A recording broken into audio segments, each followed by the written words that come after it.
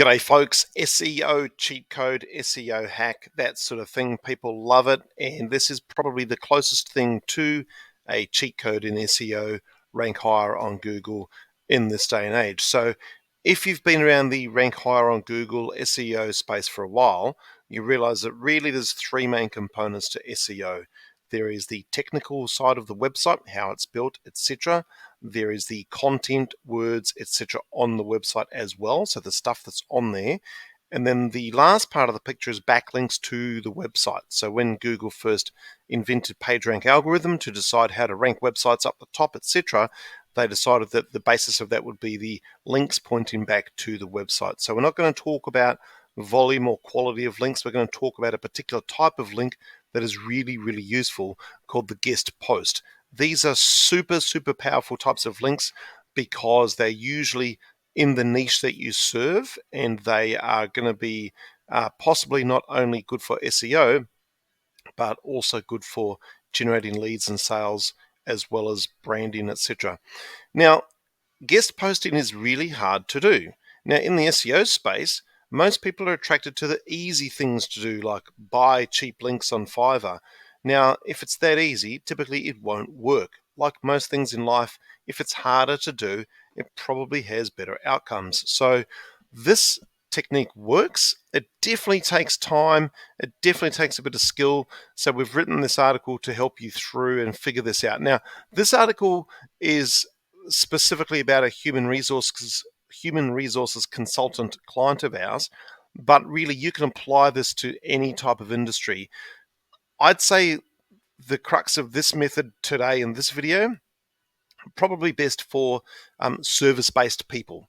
So for example, yesterday I spoke to a sales trainer, a change manager, and a team building type of person as well.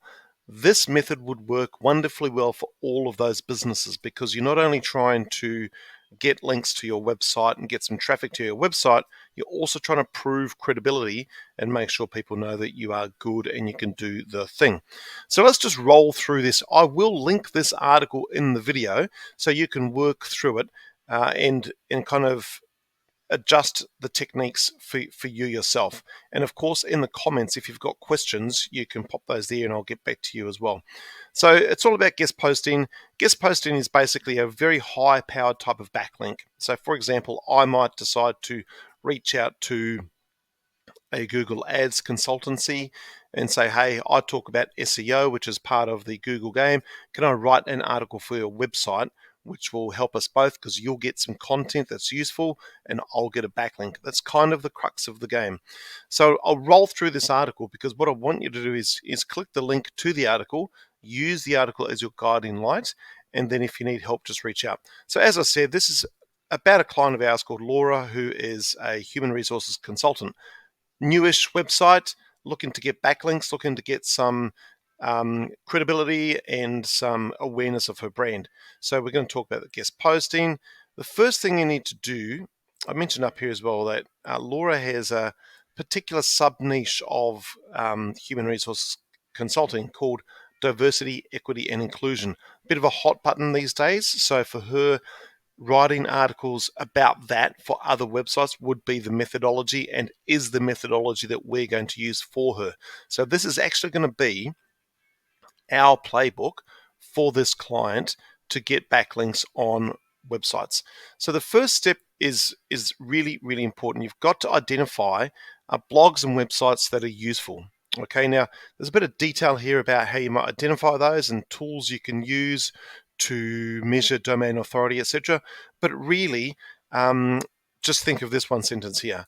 Begin by identifying blogs and industry journals that resonate with your main phrase. Okay, so she's a human resources consultant, blogs and websites that are related to that. If you're a sales trainer, websites related to sales training, business development, all that stuff. So think about that. If you're a change manager, there's methodologies, there's training mechanisms, there's all sorts of change and project management sites and resources you could write for.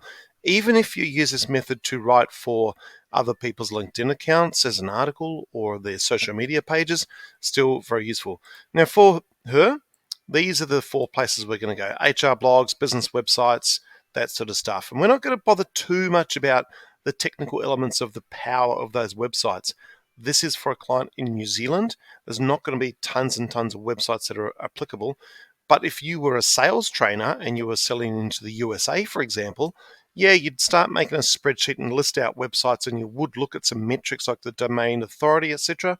But to start with, just think, does this website make sense for what I do? That's the main thing. So then you start listing them out. So get yourself a spreadsheet and just start to list out the sites, the website URL, the person's name, etc. Have a look at what they've got on their blog. Have they got guest posts? Do they do this sort of thing? If you find somebody that is a website owner that's really dialed into what your niche is and they've got guest posts on there, boom, that's a really good one to target. The next thing is to have some angles that you're going to write about. Okay, so let's say you're a sales trainer and you've got a methodology you've developed, or the guy I spoke to yesterday, he is a team builder, team connector. He has a very long background as a professional rugby player. So he could have stories, little tidbits of information from sport that parlay into business. So what have you got? You've got to get a little bit creative. So here are some ideas for Laura, our client. These are just basic ideas we got from chat, but we would probably start to look more at the higher topic of diversity, equity, and inclusion for her. But if your business has a particular methodology or you're known for something in particular, then you could do that. If it was us, look, we're mostly known for local SEO, which most people think of as Google Business Profile. So we might write an article about how to rank your business on Google Maps and share that with other websites to get links back to us. And do remember that you've got to talk in language that they understand and that people understand. So sometimes you need to dumb it down a little bit and go basic before you go too broad later on, because really we want to get that article on there. So create some ideas, create some outlines, and get moving. Then you need to start your emailing out. You need to start talking to people, say, hey, this is who I am, this is what I'm doing.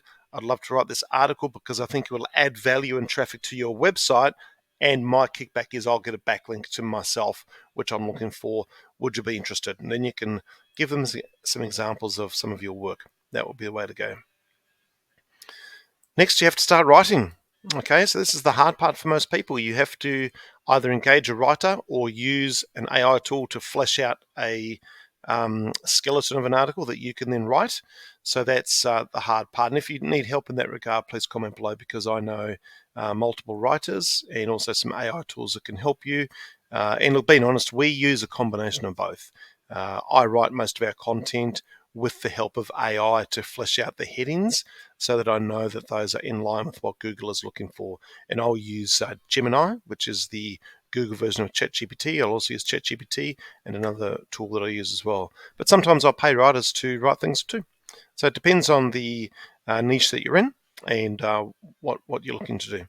So then once you've got some traction, then you start to promote those guest posts and you start to think about the person you've written it for and how you can draw attention to their website so that they feel good and you're more likely to get further opportunities down the line. Because when people are getting your submission, they go, oh, who's this person? Why are they pitching me? I better look at their back catalogue of work, and they'll see that you promote that person's website, and that will be a good thing. So the next few steps are really basic. Just tracking your results is just like keep a spreadsheet. Who did you reach out to when? Start to build your list, work your list, and then just start to watch the data. You know, is it helping? Is it not helping? Like everything with SEO, there's lots of things that we do that sometimes are incredibly useful and work really well. Sometimes we don't get it right, and that's fine. That's part of the game, because at the end of the day, nobody knows exactly how Google works all of the time, even though some of us like to think that we do. So that's the article. That's the article which we'll share below. Guest posting, it really is a useful part of SEO. Like I said at the beginning, it's hard to do and it takes time. So you need to be quite systematic with how you do this. If you can find a person to do outreach for you once you've developed your scripts for the outreach and maybe some sample work, you could develop a process for a VA to do this for you, or engage an agency to do this for you, because for some businesses, it only takes a few good guest posts on important websites, and they're off to the races and getting traffic to their website and winning that SEO game, and it's well worth it. Anyway, that's the end of the video. Feel free to comment below with questions. I'll get back to you when I can. Have a great day, and we'll talk soon. Bye for now.